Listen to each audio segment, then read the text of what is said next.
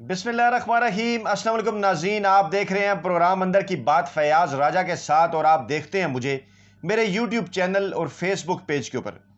दोस्तों, हामिद मीर ने एक बड़ा एतराफ़ जुर्म कर लिया है। ये बड़ा एतराफ़ जुर्म क्या है? क्या वो वादा माफ़ गवाह बनने की तैयारी में हैं और इस मरतबा वो किस को पसा रहे हैं? इसके हवाले से हम तफसीलात जो है वो आपके सामने रखेंगे। इस हवाले से आपको सबूत दिखाएंगे कि हामिद मीर ने ये बड़ा एतराफ़ जुर्म कब किया है और कैसे किया है और किस तरह से आहिस्ता आहिस्ता वो ये सारा माहौल बना रहे हैं। नाज़रीन, मामला की तय में जाने से पहले जो है कुछ इसका बैकग्राउंड मैं आपके सामने रखूं कि हामिद मीर के मुतालिक कल जो है वो नौजवान यूट्यूबर शहाब की एक तहकीक के नतीजे में ये पता चला था कि उनका एक वेरीफाइड फेसबुक पेज है जो कि उनके नाम से वेरीफाइड है, जिसके ऊपर चीज़ें शेयर की जाती हैं, वो चीज़ें जो कि उनके ट्विटर के ऊपर भी शेयर की जाती रहीं और वो चीज़ें जो कि उनके प्रोग्राम कैपिटल टॉक के हवाले से मुख्तलिफ सोशल मीडिया प्लेटफॉर्म पर शेयर की जाती रही हैं, वो फेसबुक के उस पेज के ऊपर भी शेयर की जा रही थी। उस पेज की ट्रांसपेरेंसी को जब देखा गया, उसकी तफसीलात जब जानने की कोशिश की गई, तो पता चला कि ये पेज जो है 4 लोग पाकिस्तान से चला रहे हैं, जबकि एक इसका एडमिन जो है वो इंडिया से है। इंडिया के अंदर भी जो है वो इसको एक एडमिन कंट्रोल कर रहा है। अब दोस्तों, मामला कुछ यूँ होता है कि पाकिस्तान में जिन लोगों ने फेसबुक पेज बना रखे हैं, अभी पाकिस्तान में फेसबुक पेज के हवाले से मोनेटाइजेशन की पॉलिसी नहीं है, यानी कि आप उससे कोई अर्निंग नहीं कर सकते। उसके लिए जो है वो ये लोगों ने और फेसबुक पेज रखने वालों ने तरीकाकार रखा हुआ है कि वो किसी दूसरे मुल्क के अंदर अपना एक एडमिन रख लेते हैं। तो हमने ये सवाल पहले भी किया था और ये हामिद मीर अगर इस पेज को मोनेटाइज करना चाहते थे, वैसे तो उनके पास पैसों की कमी नहीं, लेकिन इसके बावजूद अगर मोनेटाइज करना चाहते थे और पाकिस्तान में वो नहीं कर सकते थे, तो वो यूरोप, अमेरिका, कनाडा, बरतानिया, मिडल ईस्ट, बेशुमार पाकिस्तानी मौजूद हैं जिनमें उनके दोस्त भी होंगे और कई काबिल एतमाद हमारे पाकिस्तानी वहाँ मौजूद हैं जो मीडिया रिलेटेड काम करते हैं। वहाँ पर भी वो एडमिन जो है वो उसका रख सकते थे। एक मामला तो ये है। दूसरा मामला ये है कि ये सब चीज़ें पता होने के बावजूद आखिर इंडिया में उन्होंने इस सारे अपने पेज का एडमिन जो है वो क्यों रखा, इसके हवाले से यकीनन जो है वो तहकीकात होनी चाहिए। लेकिन मामला ये है कि अब उनके इस एतराफ़ जुर्म के बाद तहकीकात इस बात की सिर्फ नहीं होनी चाहिए कि हामिद मीर ने अपना एडमिन जो है वो वहाँ से क्यों बनाया था, बल्कि इस बात की भी तहकीकात होनी चाहिए कि उसके ऊपर जो कुछ पोस्ट किया जा रहा था, क्या वो हामिद मीर डायरेक्टली या इनडायरेक्टली उसके अंदर इन्वॉल्व थे या नहीं, या वो अपना पेज का एडमिन किसी को बनाकर उसके बाद सारी चीज़ें भूल गए थे। क्योंकि अमूमन मैंने ये देखा है कि हमारे यहाँ मीडिया में काम करने वाले जो एंकर्स हैं वो शायद इतने टेक्निकल नहीं होते, तो अपने टेक्निकल डिपार्टमेंट को उसकी जो ये जो सारी चीज़ें हैं, पासवर्ड वगैरह या बाकी सारी चीज़ें जो हैं वो एडमिन ये सारी चीज़ें दे देते हैं और वो फिर उसको उनके एतमाद के मुताबिक जो है वो ऑपरेट करते रहते हैं। लेकिन अब ये जो बड़ा एतराफ़ जुर्म हामिद मीर का सामने आया है, इसके बाद ये सारी सूरत हाल जो है वो बिल्कुल बदल कर रह गई है और कई बड़े सवालात इसके अलावा भी पैदा हो गए। अब अगरचे हामिद मीर ने जो है वो इस मामले को मानने से इनकार किया है, लेकिन ये इनडायरेक्ट का लफ्ज़ जो उन्होंने इस्तेमाल किया, ये एक बड़ा एतराफ़ जुर्म है। वो उन्होंने क्या कहा, वो कह रहे हैं जी, I am trying to make a Facebook page now. मैं अब फेसबुक पेज बनाने की कोशिश कर रहा हूँ because there are many pages in my name, और मेरे नाम के ऊपर क्योंकि बहुत सारे पेजेस हैं। These pages are fake and one was even verified the management of face and one page was even verified. बहुत से पेज हैं और एक पेज इवन वेरीफाइड भी था, और मैनेजमेंट जो है फेसबुक की उसको इन्वेस्टिगेट करना चाहिए कि how they verified a page in my name, मेरे नाम से कैसे वेरीफाई किया, when I was not directly operating it. I was not directly operating it, कि मैं इसे डायरेक्टली ऑपरेट नहीं कर रहा था। यही है वो एतराफ़ जुर्म कि वो ये बात मान गए हैं कि वो इसे डायरेक्टली तो ऑपरेट नहीं कर रहे थे, लेकिन क्या वो इसे इनडायरेक्टली ऑपरेट कर रहे थे। इसका यही मतलब है जो मैंने आपको इससे पहले बताया कि बहुत सारे एंकर हजरात डायरेक्टली अपना पेज ना ही मेंटेन कर रहे होते हैं, ना ही उसे ऑपरेट कर रहे होते हैं। उसके लिए उन्होंने टीम्स रखी होती हैं, उसमें कोई हर्ज नहीं। लेकिन जहां पर सवाल यह है कि उस टीम का एक एडमिन भारत के अंदर क्यों था, वो ऐसे क्या मामलात थे कि उस पेज को भारत से भी चलाने की जो है वो ज़रूरत पेश आ रही थी। और अब तमाम तर तहकीकात होनी चाहिए कि उस पेज के ऊपर जो पोस्ट की जा रही थी, कुछ तो वो होती थी कि जो हामिद मीर अपने कैपिटल टॉक में या अपने ट्विटर अकाउंट से शेयर किया करते थे, और कुछ दीगर पोस्ट भी हुआ करती थी, वो किसकी इजाज़त से उसके ऊपर पोस्ट की जा रही थी। और अगर हामिद मीर डायरेक्टली इसके अंदर इन्वॉल्व नहीं थे, तो फिर उनका एडमिन इंडिया से कैसे हो गया। और अगर ये हामिद मीर साहब का पेज नहीं था, जैसा कि उन्होंने ऊपर पहले ये जुमले में ये बताने की कोशिश की कि वो फेक है,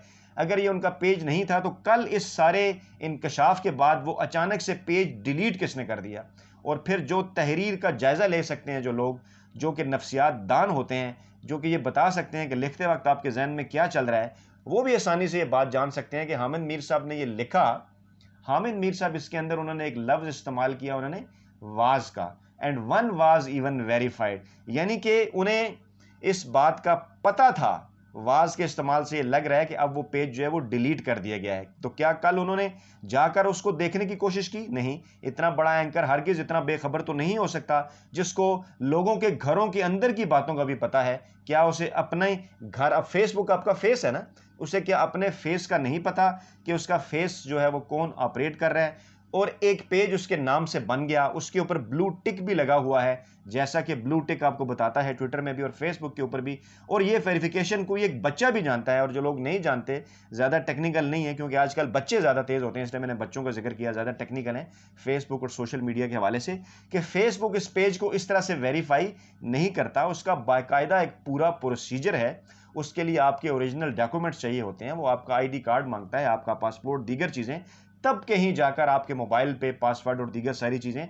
आपका मोबाइल भी आपके अपने हाथ में होता है, आपने चाहे उस पर पैटर्न लगाया या कोई दीगर चीज़ें हैं, या उसका कोई पासवर्ड है या उसका कोड है, ऐसा मुमकिन नहीं है इतनी आसानी के साथ, जब तक कि आपका अकाउंट कोई हैक ना कर ले। और हमें इस दौरान किसी किस्म की कोई इतला नहीं मिली कि आपका मोबाइल कोई हैक कर लिया किसी ने, या आपका फेसबुक अकाउंट या ट्विटर अकाउंट हैक कर लिया। अब तो लोग इस बात के ऊपर भी आपके इस एतराफ़ी बयान के बाद सवाल उठाना शुरू हो गए हैं कि क्या ये जो ट्विटर अकाउंट है ये भी हामिद मीर साहब का है या किसी और का है। अच्छा, ये तो होगी एक बात। अब दूसरी बात ये कि अगर इसका बैकग्राउंड में हम जाएं कि हामिद मीर साहब का बैकग्राउंड क्या है, तो मैं आपको एक बात पहले भी गोश गुजार कर चुका हूं कि हामिद मीर साहब बड़े ही शातिर आदमी हैं। अपने इस प्रोफेशन में कभी भी ये नहीं कहा जा सकता कि वो बगैर लगी लिपटी किए हुए बात करते हैं। हमेशा उन्होंने कोई ना कोई इस किस्म की बात की कि जिसके ऊपर वो कल अपना मौक़िफ़ बदल सके, यानी इन बिटवीन द लाइन्स, दरमियानी रास्ता इख्तियार करते हुए। और कभी अगर कोई पोजीशन ली भी तो उसमें कोई एक चीज़ ऐसी छोड़ दी कि कल पे अपनी पोजीशन जो है वो बदल लूँगा, बड़ी चालाकी के साथ। और हमेशा उन्होंने ये कोशिश की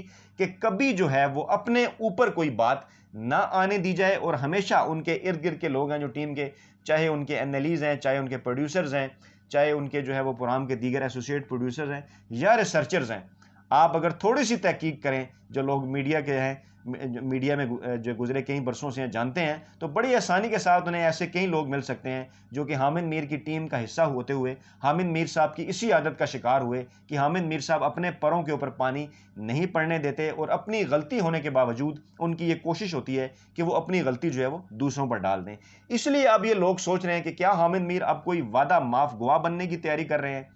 और अगर वो वादा माफ गवाह बनने की तैयारी कर रहे हैं, और क्योंकि लोग ये कहते हैं कि उनके जनाब माजी में क्योंकि एजेंसियों के साथ बड़े ताल्लुकात रहे हैं और वो उनके कहने के ऊपर काम भी करते रहे हैं, और अभी भी लोग बड़े गुस्से में हैं सोशल मीडिया के ऊपर और दीगर जगहों के ऊपर कि हामिद मीर के हवाले से ना ही कोई जो है वो इदारों की जानिब से बयान आया, ना ही उनकी जानिब से किसी किस्म का कोई रद्द अमल आया, ना ही इन्हें कोई जवाब दिया गया, जिससे लोग ये कह रहे हैं कि सोशल मीडिया के ऊपर मुहब्बे वतन पाकिस्तानी तो इस बात के ऊपर तपे हुए हैं कि वो पाक फ़ौज को गालियाँ दे रहे हैं, लेकिन पाक फ़ौज इस हवाले से और इदारे इस हवाले से अभी तक खामोश हैं। तो लोग अब इस किस्म की बात भी सोच रहे हैं कि क्या जो है वो अभी भी उनके कुछ हमदर्द जो हैं वो मौजूद हैं, जो ये चाहते हैं कि हामिद मीर किसी तरह से बच जाएं, या आखिरकार मामला क्या है। तो ये एक डिबेट जो है वो सोशल मीडिया के ऊपर अभी शुरू है कि क्या वो वादा माफ हुआ बनने की तैयारी कर रहे हैं, और उनके इर्द गिर्द जो लोग हैं, जो उनके साथी हैं, जो ये समझ कर कि शायद हामिद मीर साहब आज़ादी ज़ाहिर राय और आज़ादी सहाफ़त के लिए निकले थे, वो भी अब परेशान है, एक दूसरे की तरफ देखना शुरू हो गए हैं कि हामिद मीर साहब इस मरतबा किसको पसाने जा रहे हैं, क्योंकि उनकी पूरी एक तारीख रही है कि वो खुद तो जो है वो निकल जाते हैं और अपने दाएं बाएं साथ के जो लोग हैं वो उनको फंसा जाते हैं। तो अब ये तमाम तर मामला जो है वो सोशल मीडिया के ऊपर है। अवाम अब कतन कोई 90 की दहाई के अंदर हम लोग नहीं रह रहे कि 2 अखबार हैं और आप उसके अंदर जो कुछ भी लिखेंगे अवाम जो है उसके ऊपर मान ले आएंगे। बल्कि यहाँ पर तो एक दोस्त ने बड़ी ज़बरदस्त बात लिखी, जब हामिद मीर साहब ने ये ट्वीट किया कि मैं इसे डायरेक्टली ऑपरेट नहीं कर रहा था, तो एक लोग ने तो एक बंदे ने ये लिखा कि आपने क्या पूरी पाकिस्तानी कौम को मुस्लिम लीग नवाज़ के वोटर समझ रखा है कि वो आपकी ये बात मान जाएंगे। तो इंतहाई बचगाना उन्होंने बात की, और इस बचगाना बात के अंदर उन्होंने अपना जो है वो सारे मामले का एतराफ़ जुर्म भी कर लिया। फिर लोग ये भी पूछ रहे हैं कि अगर आपका कोई इंडिया से कोई ऐसा मामला नहीं है तो फिर ये क्या बात है कि वो अकाउंट भी इंडिया से ऑपरेट होता है